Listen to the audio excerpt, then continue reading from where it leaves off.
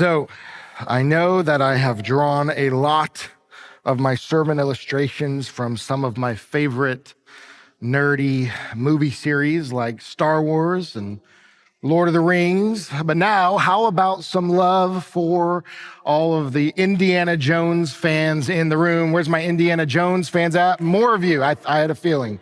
We're getting some amens, some clapping. All right, show of hand, how many of you have seen the latest Indiana Jones movie, The Dial of Destiny, released last year? That's what I thought. All of you are like, no, I'm just kidding. No, that's what I thought. Now, who remembers, really what it comes down to, who remembers the original 1981 Raiders of the Lost Ark? There are my Indiana Jones fans again. Classic. Now, I'm not a huge Indiana Jones fan myself, but I'll never forget watching that iconic opening scene. Deep in an ancient temple, Indy expertly navigates a series of deadly traps, swinging blades, massive pits, poison darts. He finally is able to grab and get his hands on the golden idol that he was after, but as soon as he does, the temple begins to collapse all around him, and then comes that famous massive boulder crashing down in hot pursuit. And just when Indy thinks he's made it out to safety, he bursts through the entrance of the temple only to run headlong into a waiting tribe of angry natives. It's a classic moment, one of the most classic moments I can think of the phrase, out of the frying pan and into the fire. Escaping one danger only to face an even bigger one. And this is exactly where we find Daniel in chapter 6. Just when he thinks he's safe, a whole new danger awaits. Look with me in Daniel chapter 6, verse 1. It pleased Darius to appoint 120 satraps, or governors, we would say today, to rule throughout the kingdom, with 3 administrators over them, one of whom was Daniel. The satraps were made accountable to them so that the king might not suffer loss. Now, Daniel, verse 3, so distinguished himself among the administrators and the satraps by his exceptional qualities that the king planned to set him over the whole kingdom. So last week, we left off Daniel on a night of absolute upheaval. Babylon, the mighty empire, was invaded. The king was killed, and the once unshakable kingdom of the Babylonians fell to the Medes and Persians. In a single night, Daniel's world was once again flipped upside down. It's hard for us today as Americans to imagine just the shock, the uncertainty of having another nation invading and conquering and completely taking over. For Daniel, this would have been especially unsettling, as if you remember from last week, if you were with us, Daniel had just been named the 3rd highest ruler in the kingdom of Babylon. This means that Daniel would have been a target. Yet as chapter 6 begins, Daniel, we find, was not only spared execution, but he was given favor and high position within the new kingdom. We see that Daniel was appointed as one of the 3 administrators over the 120 other governors for the whole kingdom of Persia. And then it says that King Darius was even so impressed with Daniel, even compared to those other 2 top administrators, that the king was making plans to make Daniel over everyone else but King Darius himself. However, per usual for Daniel, it was out of the frying pan and into the fire. Look at verse 4. At the fact that the king wanted to make Daniel over the whole kingdom. At this, verse 4, the administrators and satraps tried to find grounds for charges against Daniel in his conduct of government affairs, but they were unable to do so. They could find no corruption in him because he was trustworthy and neither corrupt nor negligent. Verse 5, finally, these men said, we will never find any basis for charges against this man Daniel unless it has something to do with his God. So these administrators and satraps went as a group to the king and said, may King Darius live forever. The royal administrators, prefects, satraps, advisors, and governors, we've all agreed that the king should issue an edict and enforce the decree that anyone who prays to any god or human being during the next 30 days, except to you, your majesty, shall be thrown into, and we all know this, the lion's den.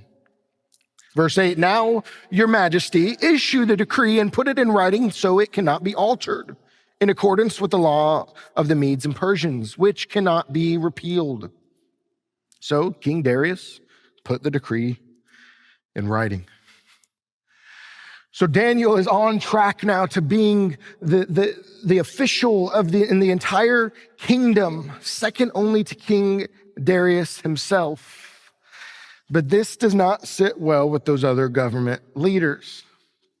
They become jealous and frustrated that this Jewish exile, this outsider, is being given so much influence and authority. So they start plotting.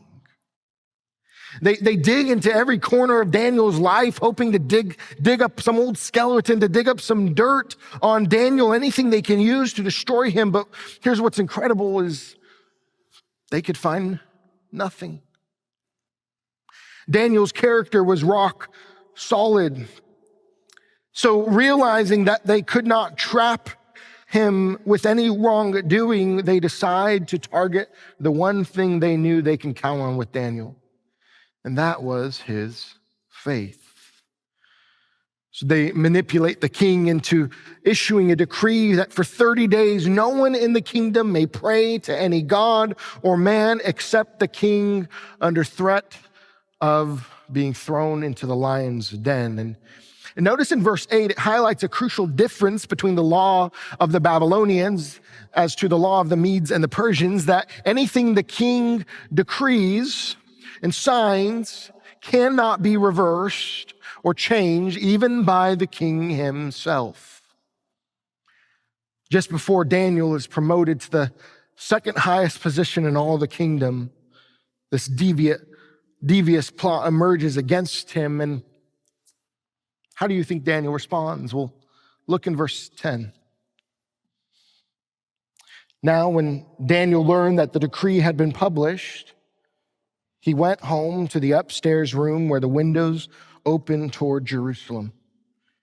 3 times a day, he got down on his knees and prayed, giving thanks to his God. And notice that last phrase, just as he had done before.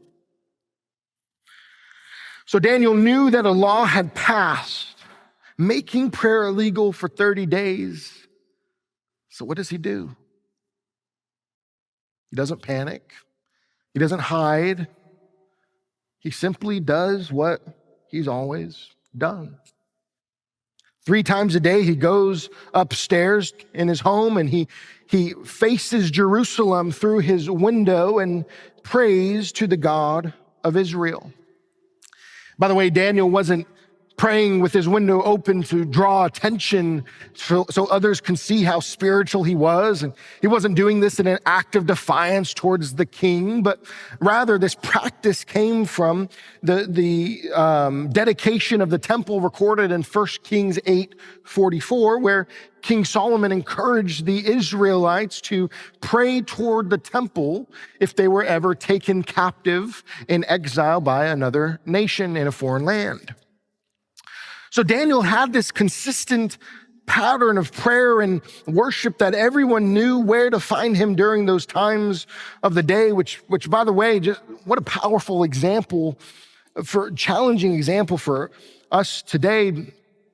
But now Daniel faced a dilemma. If he chose to obey the law, he would forfeit his spiritual integrity. But if he chose to obey God, he would forfeit his very life. I can only imagine the conflicting thoughts swirling in Daniel's mind as he left the palace on his walk home back from work. Perhaps he thought, well, I could just take a short break from praying. I mean, it's only 30 days. Maybe he thought, well, I'll just go, downstairs and maybe I'll just pray in my head or pray on the couch in the other room. But notice Daniel chose character over comfort.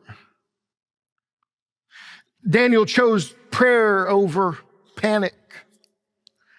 Knowing that prayer was made illegal, that he risked his own life, literally being thrown into a den of lions and being eaten alive, Daniel continued to pray as he always had.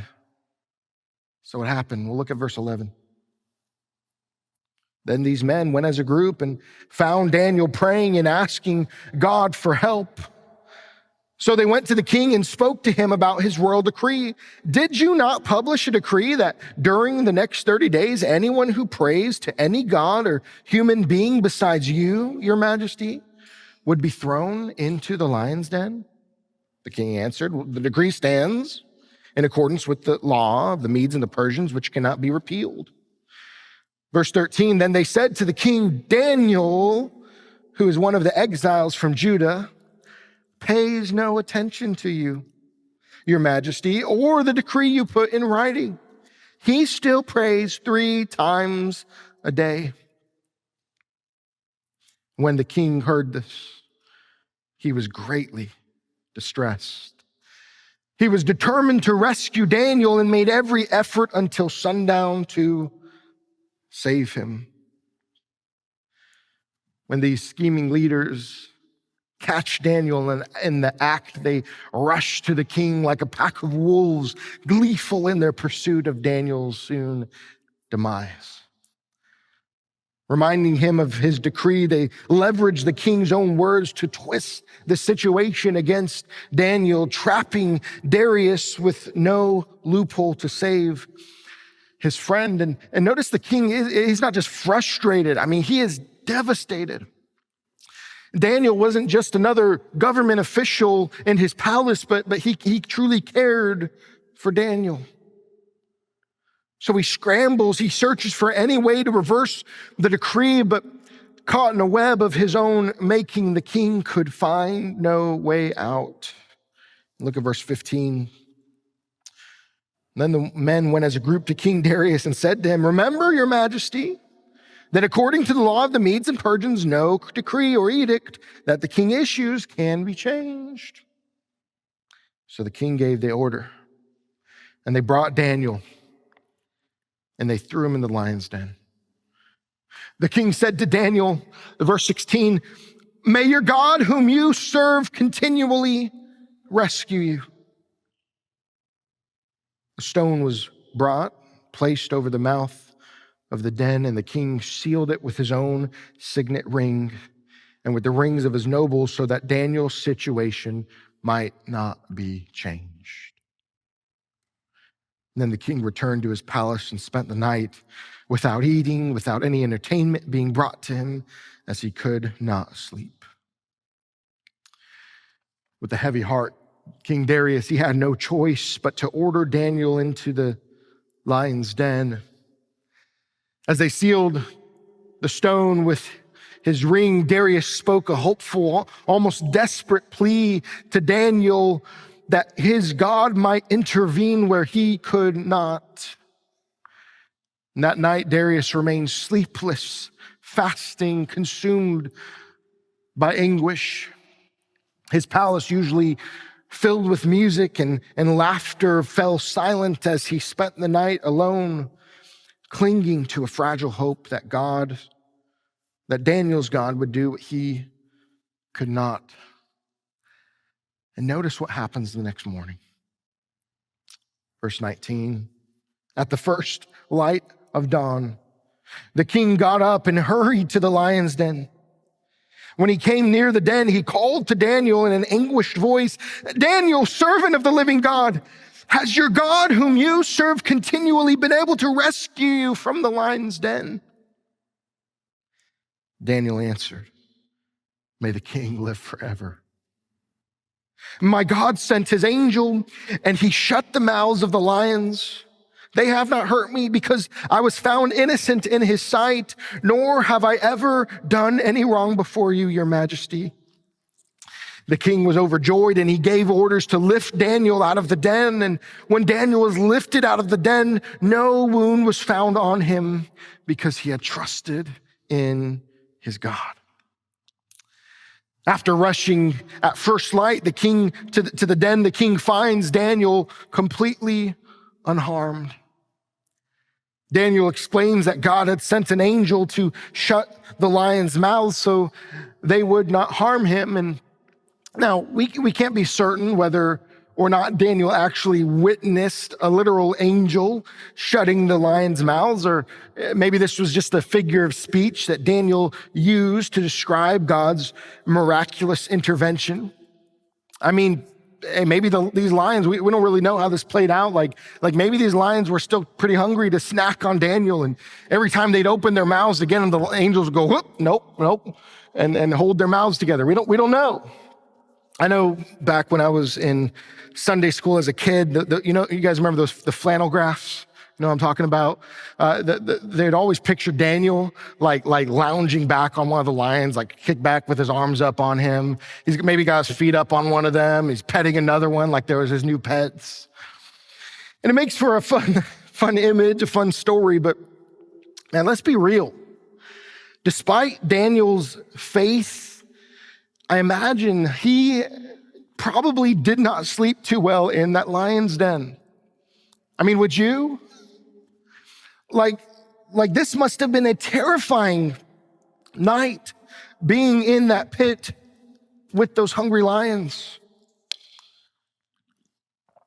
But we see in this text, because of Daniel's faithfulness, God spared him from the lions. And while I'm sure Daniel was even happier about the situation than the king, verse 23 says the king was overjoyed. And look at the king's response further in verse 24. At the king's command, the men who had falsely accused Daniel were brought in and thrown into the lion's den, along with their wives and children.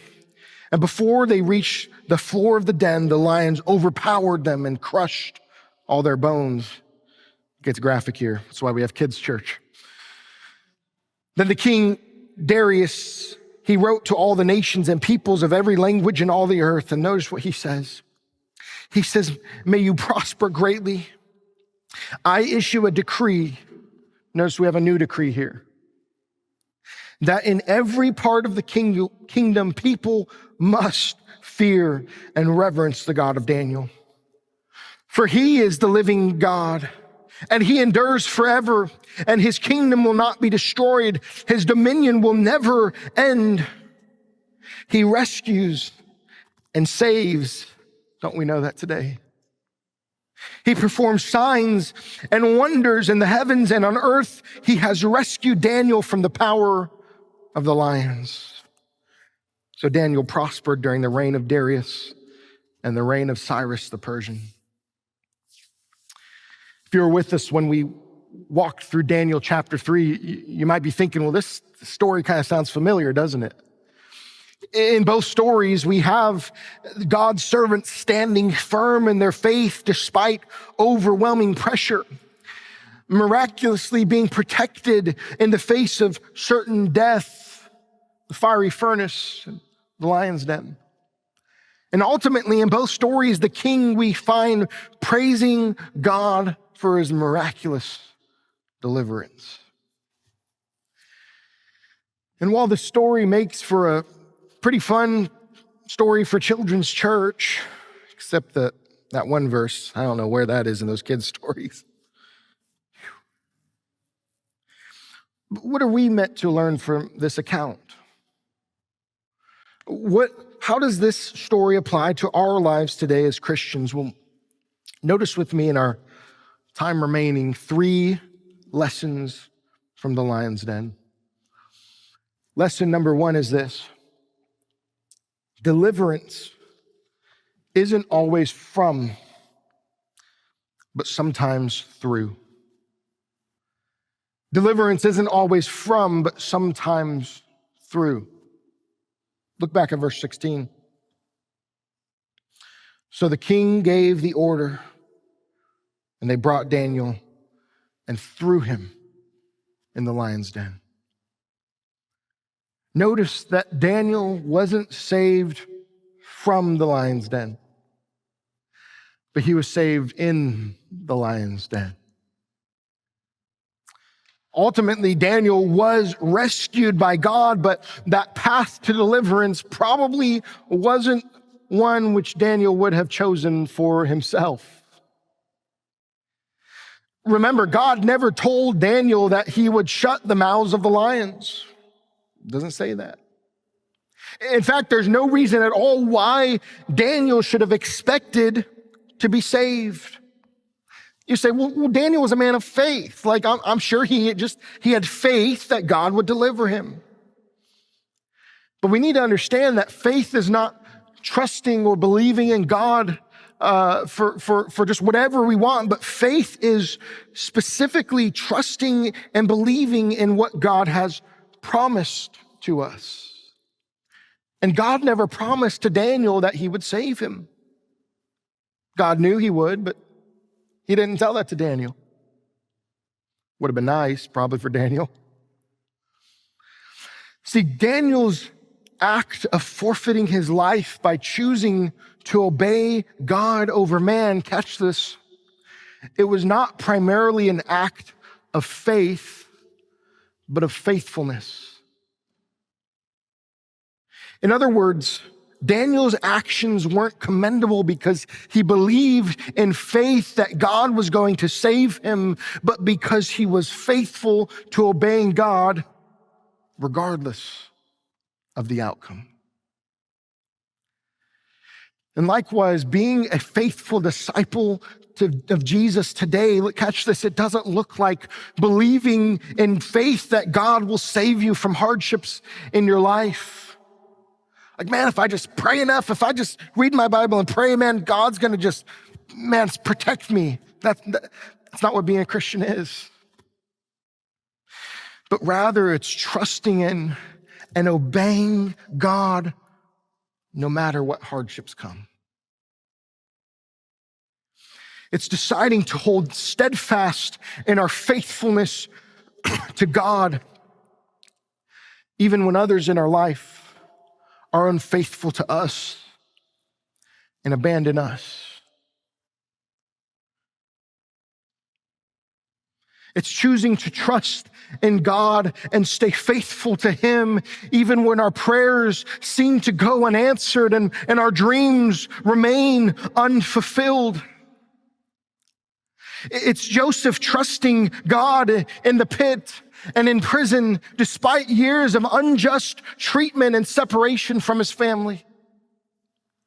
It's Job worshiping God in the ashes of his life after he lost everything, every one of his children killed in the same day.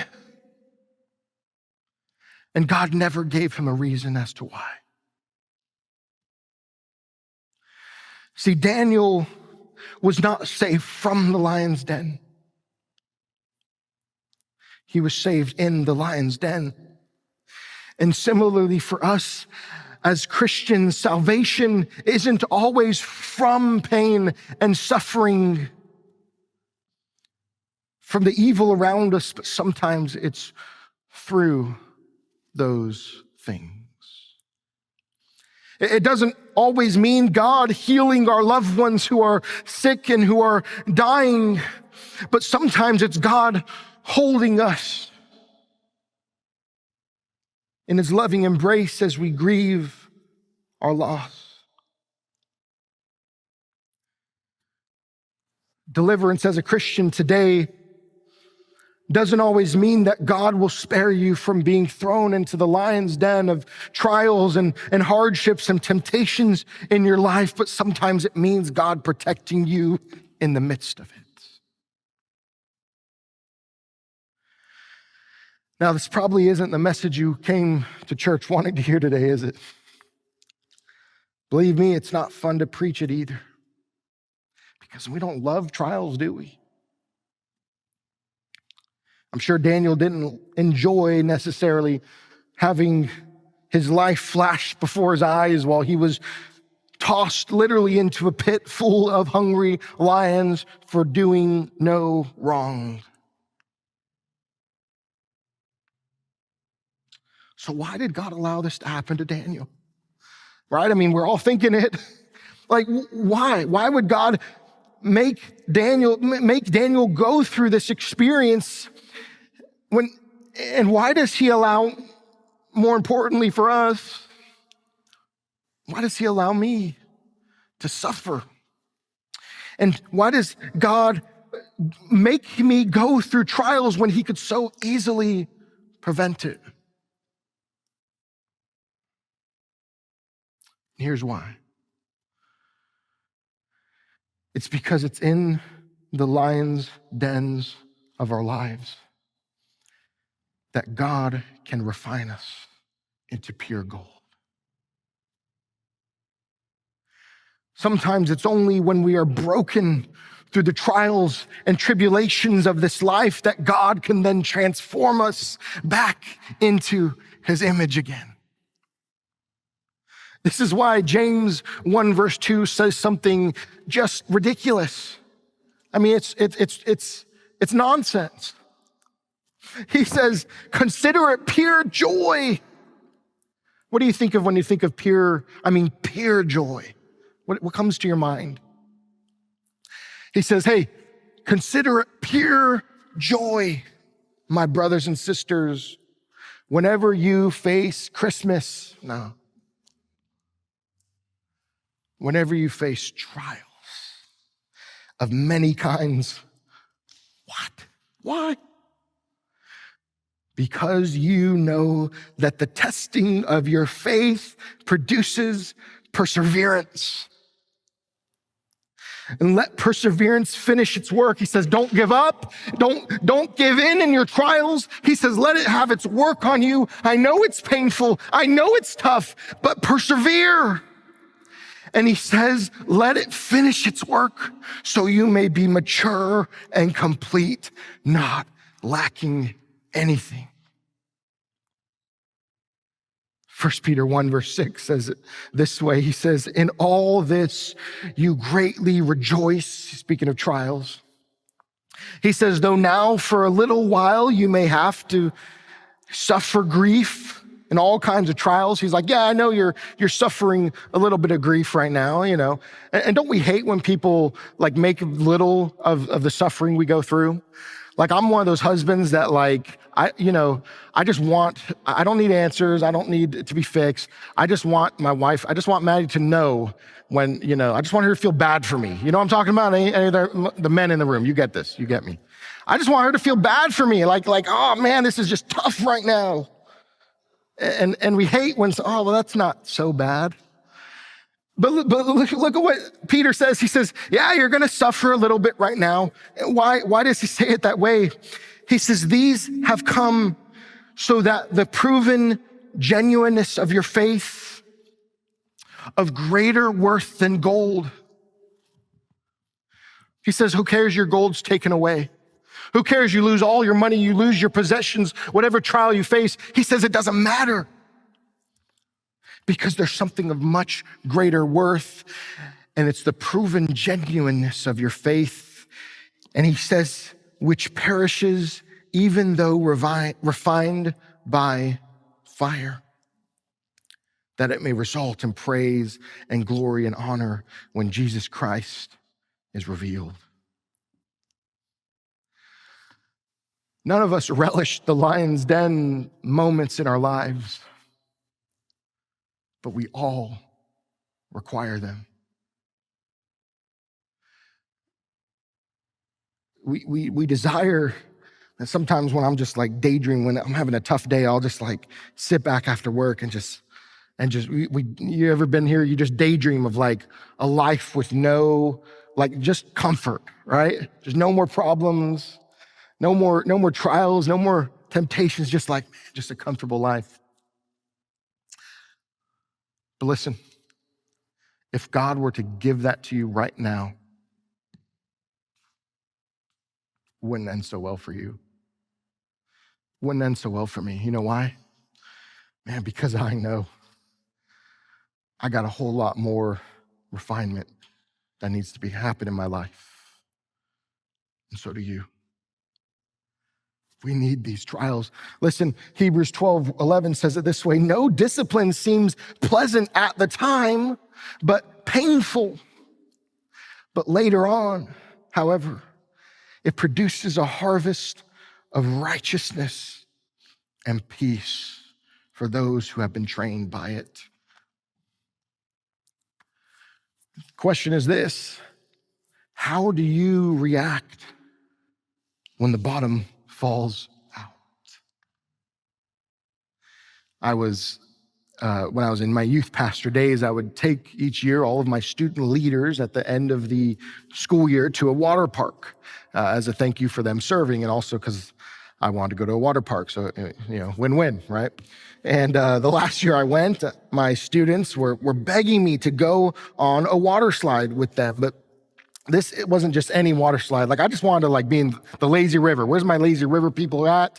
All right, come on. Lazy river is my happy place. That's where I go in those daydreams I was talking about. I love the lazy river. But the kids, these teenagers, they're like, come on, Pastor Matt, you gotta do this water slide. So I said, okay, I'll do one water slide. And it turned into about 10 water slides. But the one they really wanted me to go on, this wasn't just any water slide. Have you seen these? This is one of those that they make you stand up and you go into a tube and they close the tube all around you. And yeah, I know right away, it's not already not good. And they make you cross your arms and they make you cross your legs. And at any moment, you're waiting for the bottom to fall out. They don't give you a 3, 2, 1. They don't give you there's not like a red light, a yellow light, or, that type of thing. At any moment, the bottom falls out and you go straight down that tube. And listen, there is not much more of an uncomfortable feeling in the world that I can think of than standing around and just waiting for the bottom to fall out.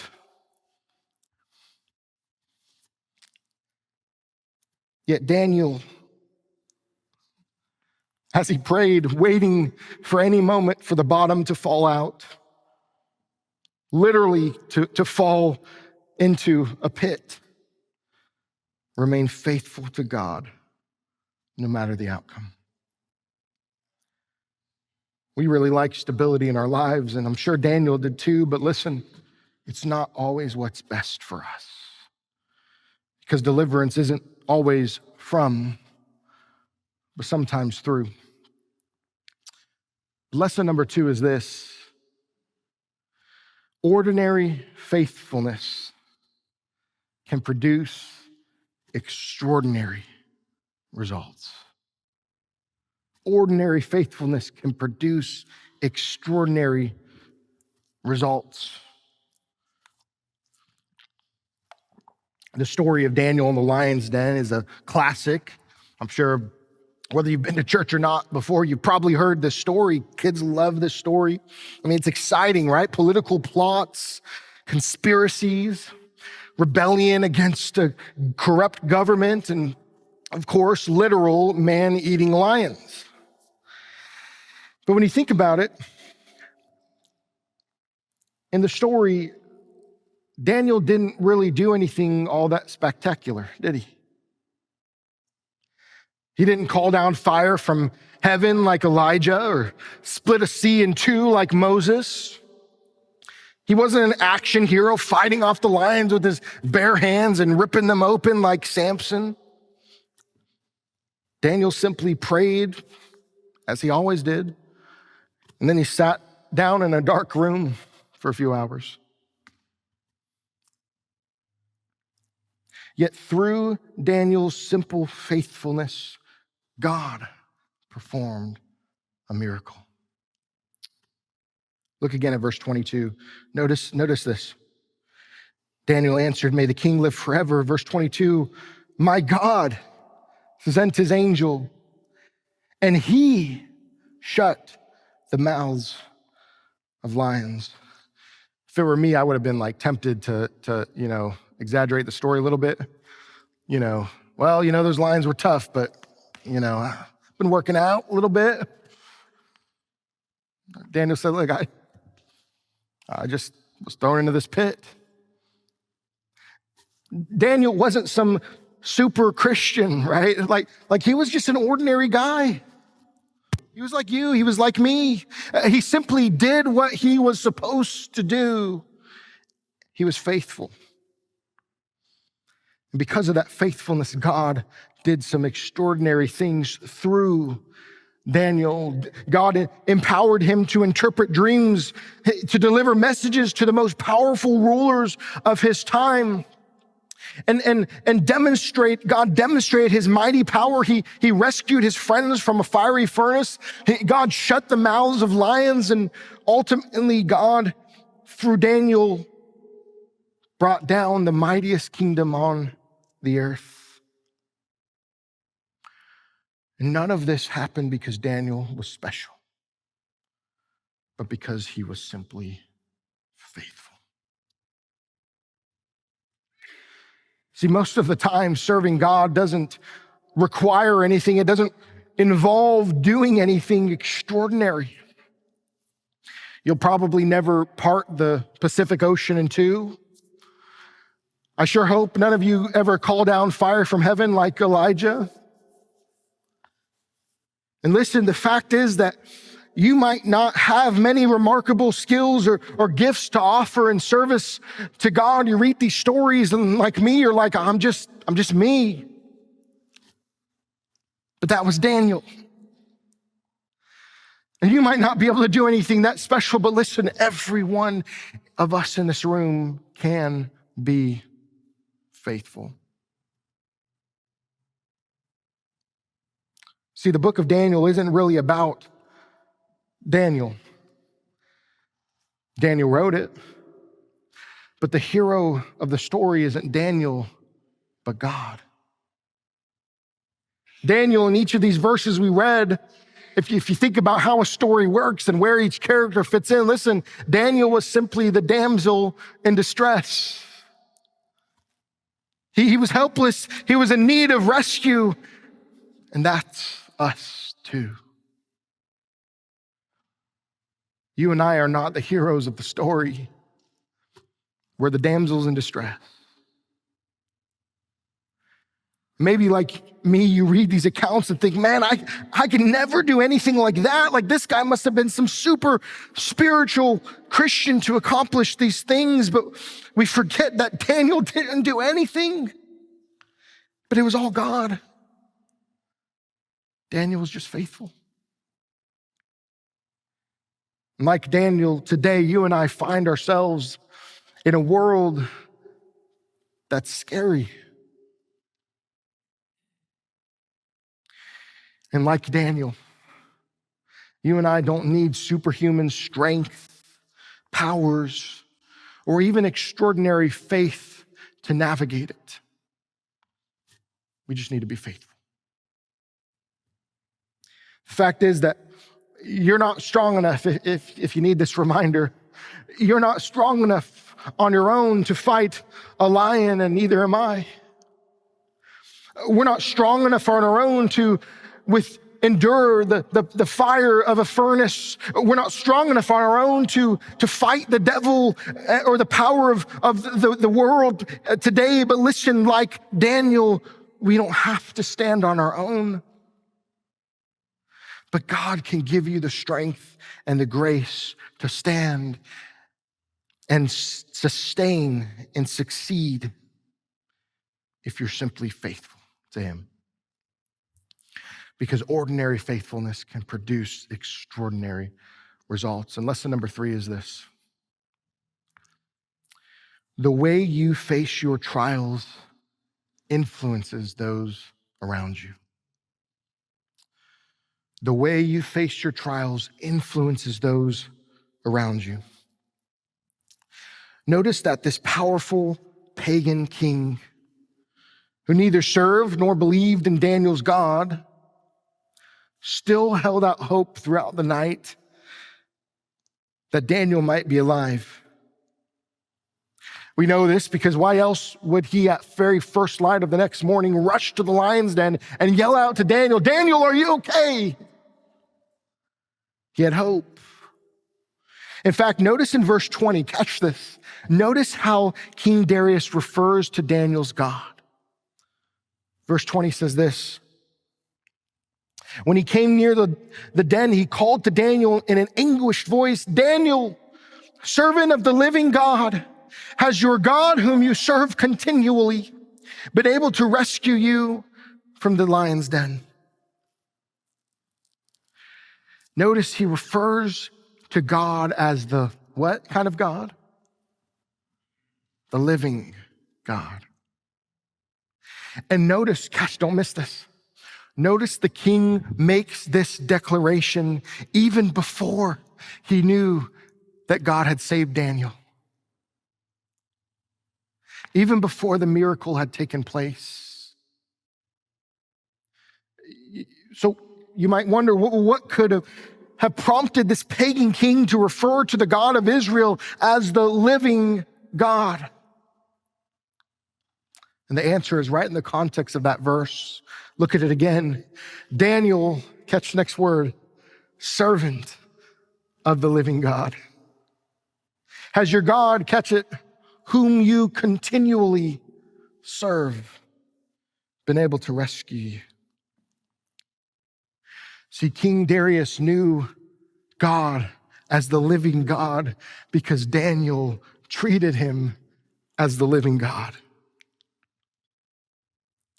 Notice it wasn't the miracle that persuaded the king to believe in and worship the true God, but it was Daniel's testimony and the way he faced this trial in faith.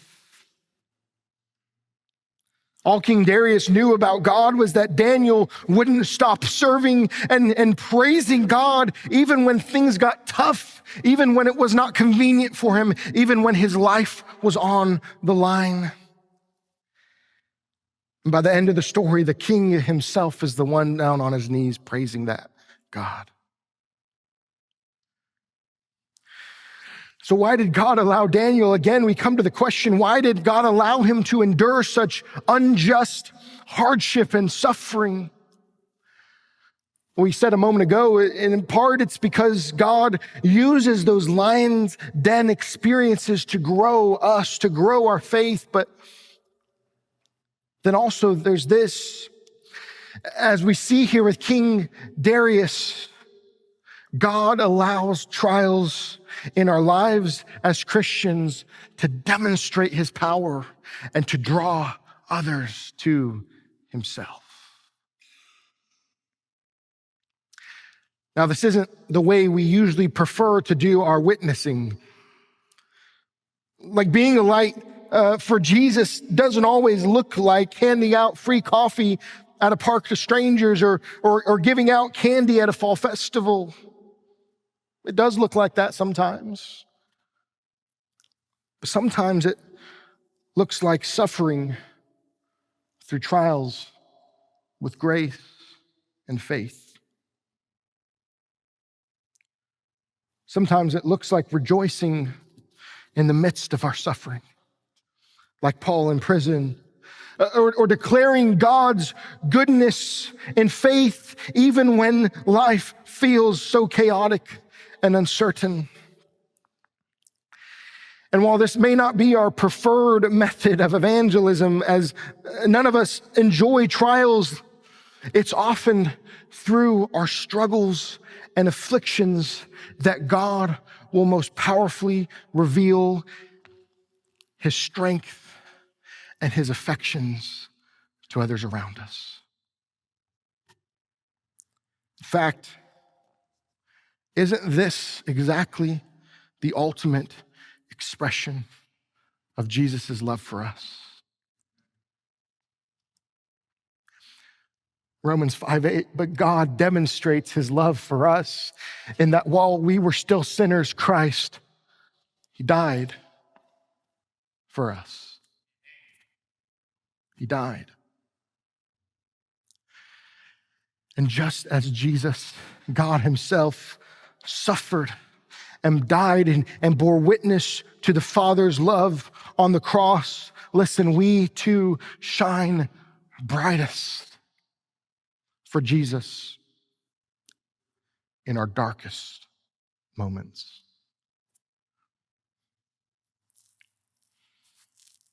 In 1904, William Borden, heir to the Borden dairy estates, graduated from a Chicago high school as a millionaire. Where's my high schoolers in here? Where's my college students? And they're all up there somewhere in the booth. Graduated high school a millionaire. Following his graduation, William took what we call today a gap year. He set out to travel the world, but instead of reveling in the luxuries of his journey, he was deeply troubled by the spiritual darkness he encountered in every corner of the globe. So William decided right then and there on that trip that upon his return to the States, he would renounce his fortune and he would devote his life to be a foreign missionary.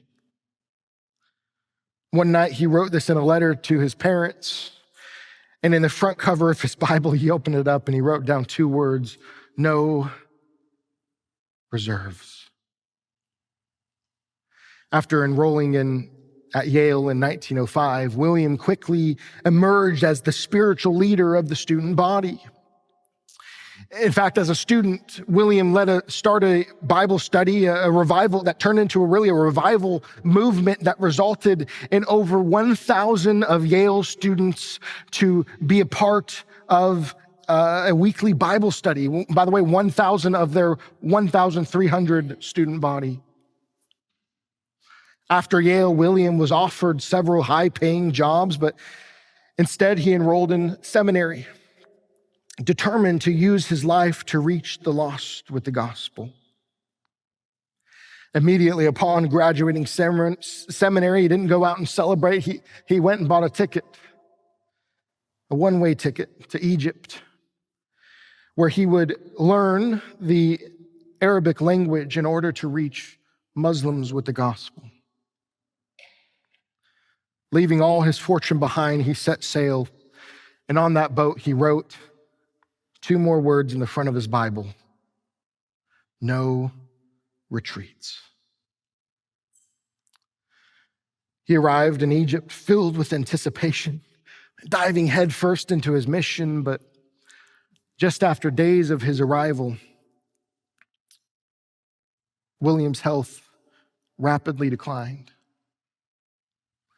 and he was soon diagnosed with spinal meningitis. And within a month there in Egypt, William Borden died at the age of 25. When the news of Borden's death was cabled back to the U.S., nearly every American newspaper carried the story. The sorrow over the loss of this remarkable young man reverberated around the globe, and many believe that this young man, William, had squandered his life. Even hearing this story today, it's hard for us not to think, oh man, what a waste. Or maybe to wonder, why would God allow such a fate to happen to someone so devoted to him? But see, when William's Bible was returned to America, there were found two more words under the others. During the final fleeting days of his life, William had penned the words in his Bible: no regrets.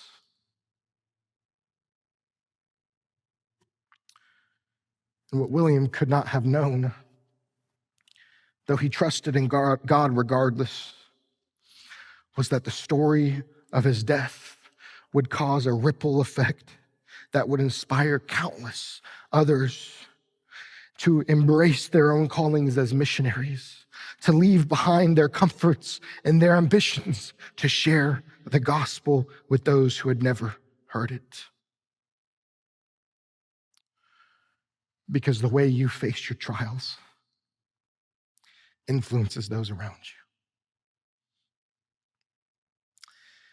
Now, in all probability, like with William Borden or like with Jesus himself, God will probably not require your death for you to influence others around you for the gospel. He might, but probably not. But can I ask, would you at least then give him your life? Finally, you might be here today, but unlike William Borden, you're not ready to face death. Because if you were to die today, you don't know where you would spend eternity. And listen, if that's you here this morning, this is why we do what we do. This is why we're gathered here this morning, to proclaim to you that there is hope.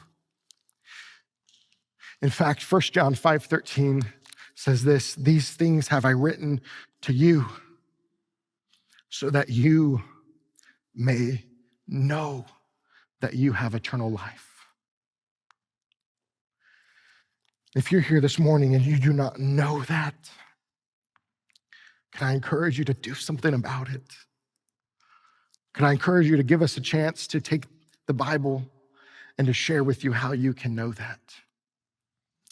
If that is you this morning, one way you can do that is to come find me after the service, or perhaps you can just take out a connection card right in front of you.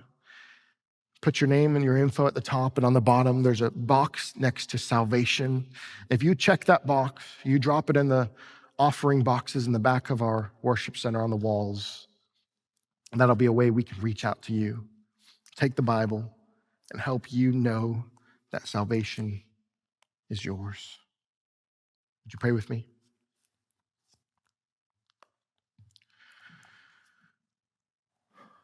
Lord, it's a challenging word this morning. God, none of us want those trials, but we know we need them. I beg you for grace and for courage to face these trials in our lives. Jesus, I beg you for grace for us to be faithful to you, regardless of what happens, that we may influence those around us for the gospel. We ask this in faith in your name of Jesus. Amen.